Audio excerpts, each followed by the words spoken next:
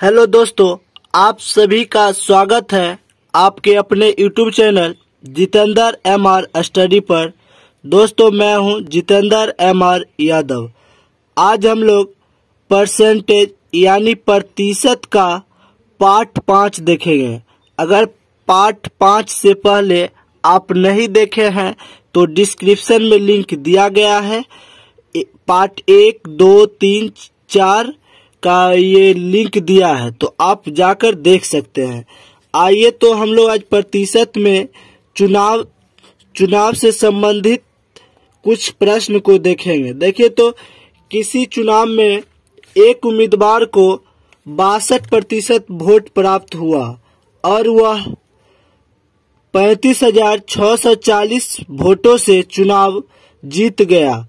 चुनाव में कुल वोटों की संख्या क्या थी यदि कोई भी वोट अमान्य नहीं रहा हो। देखिए तो किसी चुनाव में एक उम्मीदवार को 62% वोट प्राप्त हुआ। तो देखिए पहले मान लेते हैं कुल वोटों की संख्या 100 थी। देखिए तो कुल वोटों की संख्या, माना कि कुल वोटों की संख्या बराबर, देखिए तो 100% थी। कितना थी? माना कि कुल वोटों की संख्या 100% थी। तो देखिए तो इसमें 100% में से जो है 62% जो मिला है वो जीत गया है, यानी 62% वाला जीत गया। 100 में से 62% अगर घटाते हैं तो 38% आएगा। 38% वाला चुनाव हार गया है और 62% वाला चुनाव जीत गया है। यहाँ 2 उम्मीदवार है, ऐसा आपको नहीं सोचना है कि 5-6 उम्मीदवार होगा। यहाँ 2 उम्मीदवार है। 100% मान लिए हैं, माना कि कुल वोटों की संख्या 100%, जिसमें से जीतने वाले को 62% प्राप्त हुआ है और हारने वाले को 38%। कैसे निकाले? तो 100 में से 62% घटा दिए तो 38% निकल गया हारने वाला। अब क्या करना है? देखिए तो 62% और 38%, इन दोनों के बीच का अगर अंतर निकालते हैं, देखिए तो अंतर निकालते हैं तो अंतर में आ जाता है कितना? ये हो जाता है 24%। यानी कि अंतर किए 62% में से 38% घटाते हैं तो 24%। लेकिन कहा गया है कि प्राप्त हुआ और वह 35,640 वोटों से चुनाव जीत गया है। यानी कि अनुपात में देखिए तो 24% से चुनाव जीता है, लेकिन अगर रियल मान कहे तो 35,640 वोटों से चुनाव जीत गया है। अगर देखिए तो क्या करना है, जैसे 1% का पहले मान निकालते हैं तो ये हो जाएगा 35,640, अब बट्टा में इधर 24 आ जाएगा। देखिए तो 100% के मान निकालते हैं, चूंकि माना कि कुल वोटों की संख्या कितना है 100%, तो 100% का मान निकालते हैं तो देखिए 35,640 अब बट्टा 24, और 100% का मान निकालेंगे तो 100 से गुना कर देंगे। देखिए तो अब आपको क्या करना है, इस सब को अगर काटते हैं तो देखिए तो इतना 100% का मान आ जाता है 1,48,500। यानी 100% का मान जो है, देखिए तो 100% का मान जो है 1,48,500 हो गया है। यानी कि कुल वोटों की संख्या 1,48,500, जो कि ऑप्शन नंबर डी में दिया हुआ है। नेक्स्ट क्वेश्चन देखिए तो एक चुनाव में केवल 2 उम्मीदवार थे। उनमें एक उम्मीदवार को 40% मत मिले और वह एक अन्य उम्मीदवार से 298 मतों से हार गया। तदनुसार डाले गए कुल मतों की संख्या कितनी थी? तो आपको क्या करना है, पिछला क्वेश्चन जैसे आपको बताए हैं सेम है, उसमें उम्मीदवार जीता था और इसमें हार गया। तो आपको क्या करना है, फिर से मानना है। जैसे माना कि 100% वोटों की संख्या, देखिए तो माना कि 100%, मान लिया माना कि वोटों की संख्या 100%। अगर 100% का, देखिए तो 100% का बताया गया है 40% आया है हारने वाला उम्मीदवार को, तो 40% लाया है ये हार गया और जीतने वाले कितना है देखिए तो 100% में से अगर 40% घटाते हैं तो यहाँ 60% आता है। तो 60% वाला जीत गया और 40% वाला हार गया। अगर ये दोनों के बीच फिर अंतर निकालेंगे तो देखिए तो अंतर में देखिए तो 60% में से 40% घटाते हैं तो यहाँ हो जाएगा 20%।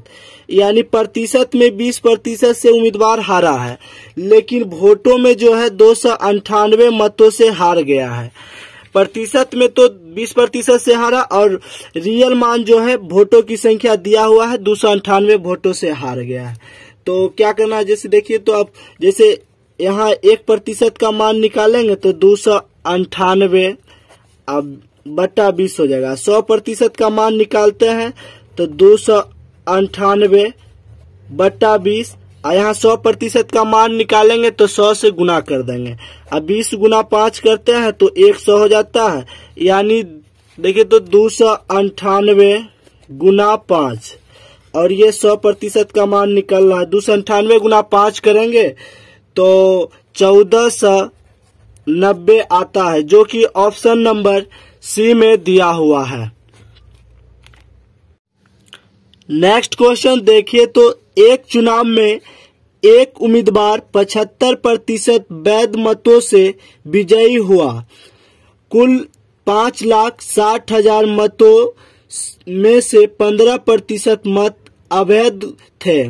विजयी उम्मीदवार को मिले वैध वोटों की संख्या कितनी है? सबसे पहले देखिए तो मान लेते हैं, माना कि कुल वैध मतों की संख्या x। जैसे देखिए तो माना कि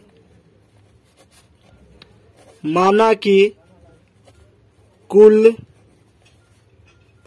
वैध मतों की संख्या बराबर x।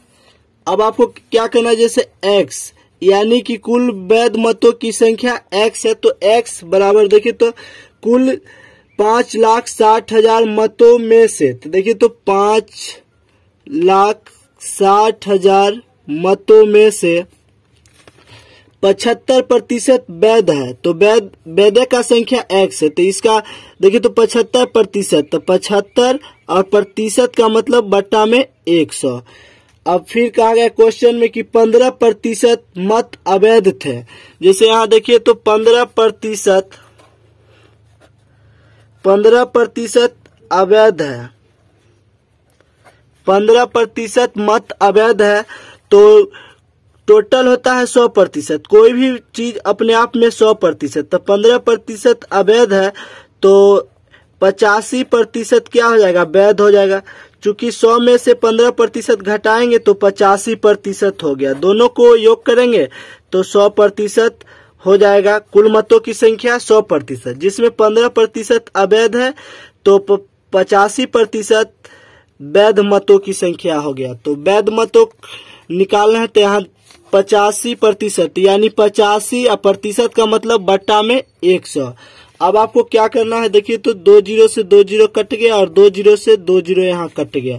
देखिए तो 56 गुना 75 बच गया, यहाँ 85 बच गया।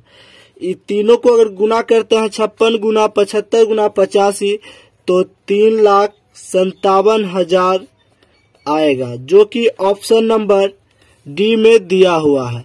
तो कुल वैध मतों की संख्या x माने थे और x बराबर 3,57,000, जो कि ऑप्शन नंबर डी में दिया हुआ है। नेक्स्ट क्वेश्चन देखिए तो दो प्रत्याशियों के बीच हुए एक चुनाव में 75% मतदाताओं ने अपने मत डाले, जिनमें से 2% मत अवैध घोषित कर दिए गए। एक प्रत्याशी ने 9,261 मत प्राप्त किए, जो वैध मतों के 75% थे। तो इस चुनाव में पंजीकृत मतदाताओं की संख्या थी। तो सबसे पहले देखिए तो पंजीकृत मतदाताओं की संख्या, तो मान लेते हैं माना कि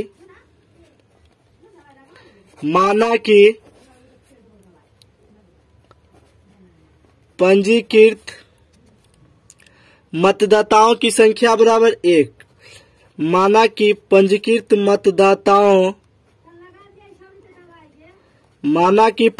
मतदाताओं की संख्या बराबर 1।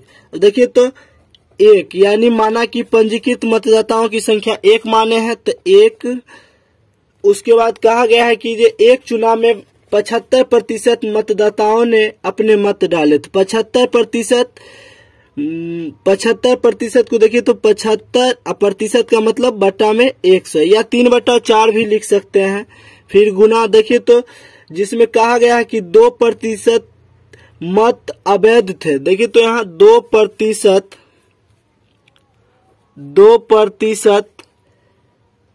मत जो है अवैध है, तो 98% मत जो होगा न वैध हो जाएगा।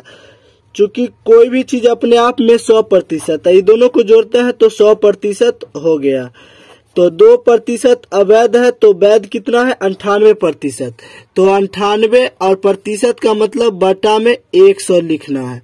उसके बाद आपको क्या करना है, फिर से देखिए तो प्रश्न में कहा गया है कितना प्राप्त होता है, तो प्राप्त होता है 9261 प्राप्त होता है, जिसमें से जो वैध मतों के 75% थे, 75% थे। फिर से लिखना है 75 और प्रतिशत के बदले में लिखना है नीचे 100। अब आपको क्या करना है, जैसे 1, उसके बाद देखिए तो सबको अगर 9261, अब आपको क्या करना है, जैसे सब के नीचे 100 गुना 100 है तो ये सब जो है भाग में है तो बराबर की उतर जाएगा तो सब गुना में हो जाएगा।